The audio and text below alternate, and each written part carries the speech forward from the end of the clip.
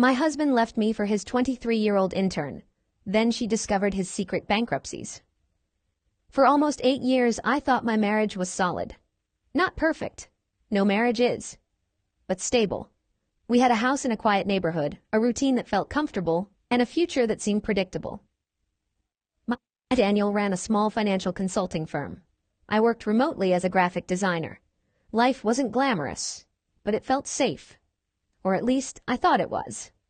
Looking back now, the signs were probably there. I just didn't want to see them. Daniel had started staying late at the office more often. At first, he blamed new clients and important deals. He said the company was growing and needed more attention. I believed him. I always believed him. Then one evening, he came home unusually cheerful. Too cheerful. He poured himself a glass of whiskey, sat down at the kitchen table, and said casually, "I hired a new intern today." I nodded. "That's nice." "She's very talented," he added quickly. I didn't think much of it. Companies hire interns all the time. But over the next few weeks, her name kept coming up. Emily. Emily helped with the presentation today. Emily stayed late to finish the reports. Emily is really smart for her age. Eventually I asked, "How old is she?" 23, Daniel said. He smiled when he said it. I remember that smile. At the time, it meant nothing. Now it means everything. A few months later, Daniel started dressing differently. New shirts, expensive cologne. He suddenly cared about going to the gym again. I joked about his midlife crisis. He laughed. But something felt off. Then one Friday night, he didn't come home. At midnight, I called him. No answer. At 2 a.m., he finally texted, "Working late, don't wait up." The next morning, he came home looking exhausted, but strangely relaxed. That was the moment my stomach started to twist with a feeling I couldn't ignore anymore. 2 weeks later, everything exploded. Daniel walked into the living room, sat across from me, and said the words every married person dreads. "I think we should separate." Just like that, no argument, no discussion, just a decision. My heart started pounding. "Why?" I asked. He sighed dramatically. "I'm not happy anymore." That sentence felt rehearsed, like something he had practiced in front of a mirror. I stared at him. "Is there someone else?" For a moment he said nothing. Then he looked down. And that was my answer. "It's Emily," he admitted quietly. The room went silent. 23 years old. An intern. A girl barely out of college. My husband had left me for her. I expected to feel rage. But instead, I felt something worse. Humiliation. Daniel moved out the following week. He rented a modern apartment downtown. And 3 weeks later, Emily moved in with him. Friends started calling me. Apparently they were posting photos everywhere. Dinner dates, weekend trips, selfies at expensive restaurants. Daniel looked happier than I had seen him in years. It was like he had erased our marriage completely. But what hurt the most wasn't that he left. It was how quickly he replaced me. As if 8 years together meant nothing. The divorce process started shortly after. Daniel hired an aggressive lawyer. He wanted the house sold. The savings divided. Everything split quickly. He seemed desperate to finish the divorce as fast as possible. At first, I assumed he was just eager to start his new life with Emily.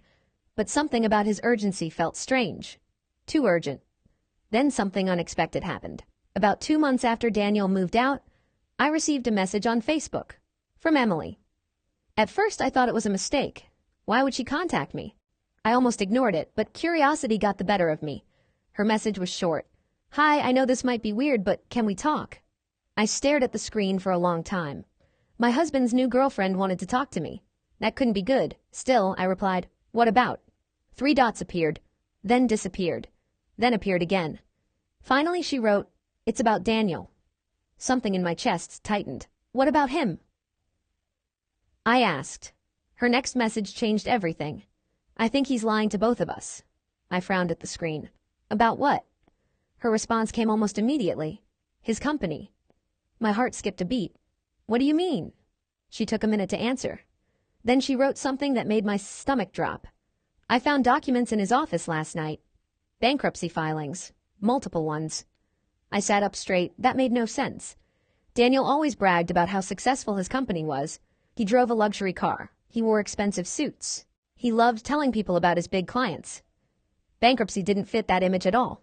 I typed slowly, "Are you sure?" Her answer was immediate, "Yes." Then she sent photos. Screenshots of financial documents, court filings, debt records, numbers everywhere, millions of dollars. My hands started shaking. Daniel wasn't just struggling financially, he was drowning. And somehow I had never known. I couldn't sleep that night.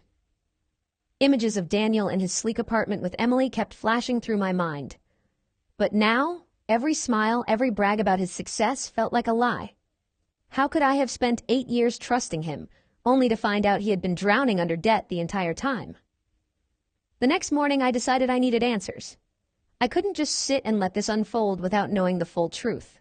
I messaged Emily back. "Show me everything. All of it." Her reply came quickly. "I've scanned all the documents. You'll see everything, and it's worse than you think." My heart sank. Worse than what I already knew? Emily sent the files. I opened them one by one. Bankruptcy filings, tax liens, creditors' claims. Every page screamed financial ruin.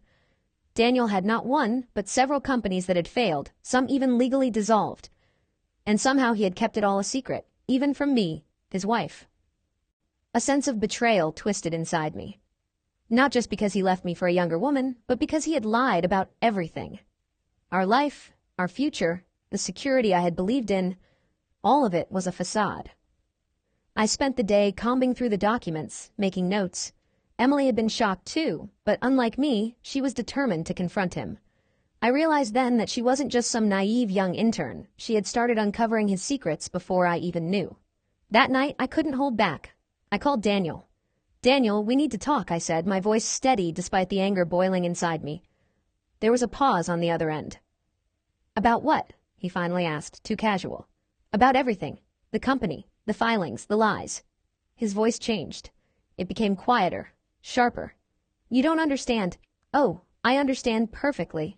I cut him off. 8 years. Everything I thought was real. And all this time, you've been hiding your failures from me. And you had the audacity to leave me for her? I heard him sigh. A long, defeated sound. "I didn't want you to worry," he muttered. "Worry? Worrying is what I would have done if I had known the truth. You didn't just leave me, Daniel. You lied to me. For years." He was silent, and for the first time I realized something. He had no answers. All his charm, all the excuses, all the arrogance, they had built a life on lies. And now, for once, he was powerless. The next days were a whirlwind. I contacted a lawyer to see how his financial disasters would impact the divorce. Emily reached out to me again, now not as a rival, but as an ally. She was furious too, but also scared. She had fallen for a man whose life was collapsing beneath him. We talked for hours, we shared documents, we traced creditors, and through it all I felt a strange sense of clarity.